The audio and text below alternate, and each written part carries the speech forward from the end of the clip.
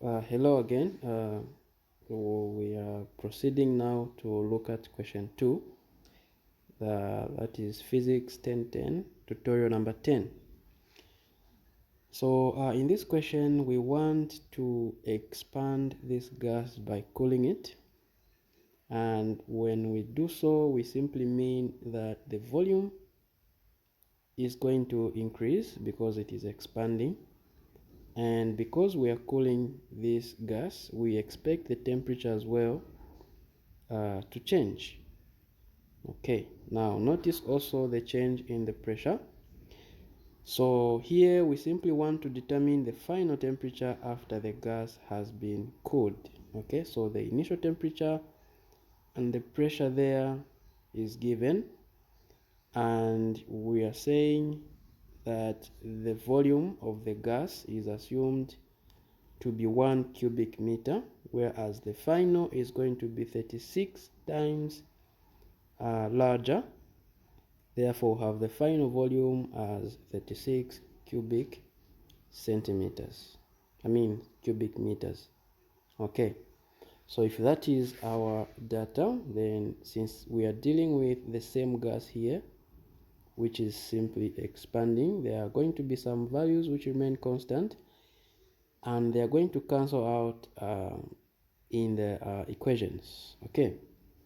So for an ideal gas, what we know is that P1 V1 equals NR T1, okay, over P2 V2 being equal to NR T2.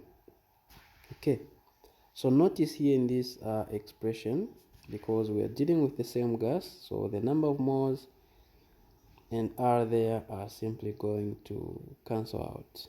Okay, so if we do that, therefore because they are fixed, so we eliminate them from the expression. We are going to remain with P1 V1 over P2 V2 being equal to T1 over T2. Okay, so now what do we want to find here? We want to find the value of T2, which is the final temperature after the gas has expanded and has cooled. Okay, but what we have in the question, we have that the initial pressure P1 is 4 times 10 to the power 6 pascals. Okay, and the final pressure, which is the atmospheric pressure, is given as P2 equals 101 times 10 to the power 3 pascals. Okay, V1, we assume a value of V1 to be 1 cubic meters, and V2, which is 36 times larger, will be assumed to be V2 equals 36 cubic meters. All right. Also, we know that the initial temperature before this gas began to cool is about 27 degrees Celsius. So we convert that to kelvins, we're going to obtain 300 Kelvin. So what we don't have here only is the temperature T2. And using this expression here, when we use this one, you can see that we'll be able to obtain the value of T2. Okay, so we have P1 V1 over T1 equals P2 V2 over T2. Okay, now since we want T2, we simply manipulate this expression and find an expression for T2, from which we get T2 equals P2 V2 divided by P1 V1 multiplied by T1.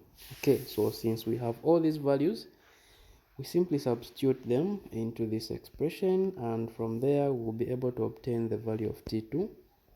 Therefore, T2 is going to be that value divided by this, and then we multiply by the temperature.